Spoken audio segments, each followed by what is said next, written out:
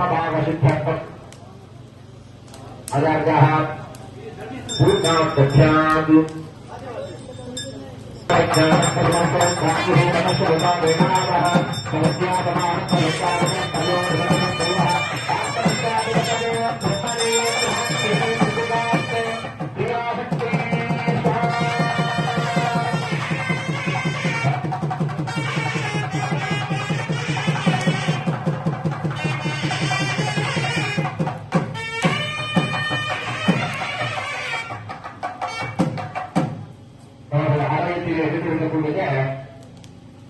மகாகணபதி சமதிவான சகிதமாக அருள்கின்ற கருங்காட்டம்மனுடைய பிம்ப சக்தியை கருவறைகளை உருவாக்கக்கூடிய வெளி சக்தியை வாழாலயத்திலே அடர் செய்வோம்.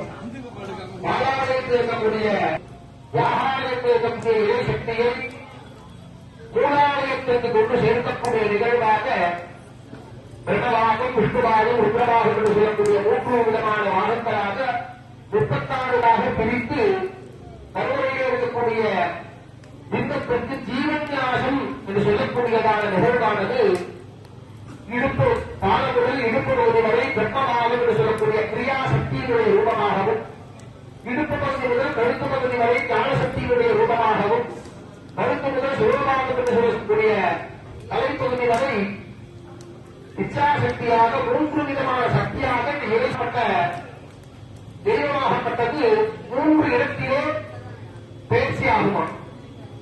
மூலாலயத்தில் இருக்கக்கூடிய இறைசக்தி பாலாலயத்திலும், பாலாலயத்திலிருந்து யாகாலயத்திலும், யாகாலயத்திலிருந்து திரும்பி நூலாலயத்திலும் 3 ஆலயத்தில் மட்டும்தான் அம்மா இருக்கிறதுக்கான நிலை ஏற்பட்டிருக்கு.